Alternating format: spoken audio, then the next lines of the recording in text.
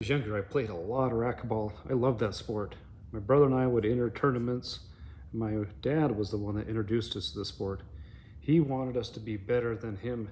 So from the very beginning, he made sure I learned the proper technique from someone better than himself.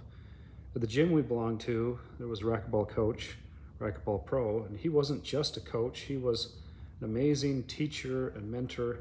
He saw things in my game that I couldn't see myself, small adjustments, blind spots. Because of that relationship, I became a much better player. He taught me drills. I'd spent hundreds of hours practicing footwork and technique, proper form. And when he corrected me, I didn't get defensive.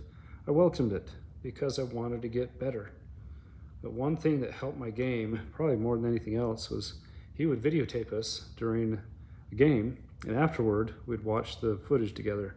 And it became very obvious, the bad habits, the poor form, the wasted movement, things that I felt I was doing right that I wasn't. That's when I learned an important lesson. You can't fix something you can't see or don't want to see.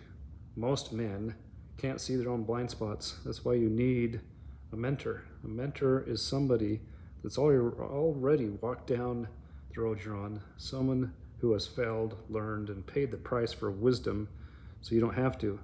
Someone who will tell you the truth even when it's uncomfortable or painful. If you want to grow financially, physically, spiritually, grow in your relationship with the Lord, as a husband or father, you need to find someone further down the road than you and listen to them. But here's the key. A mentor will not stick around if you are not humble and teachable.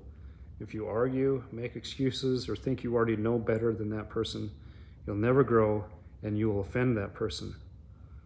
Strong men listen, weak men defend. When you find a mentor, make their job easy. Listen, apply, and make adjustments.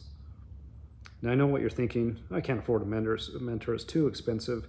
Start small. Can you afford a book? Look for a book in the area you want to improve in.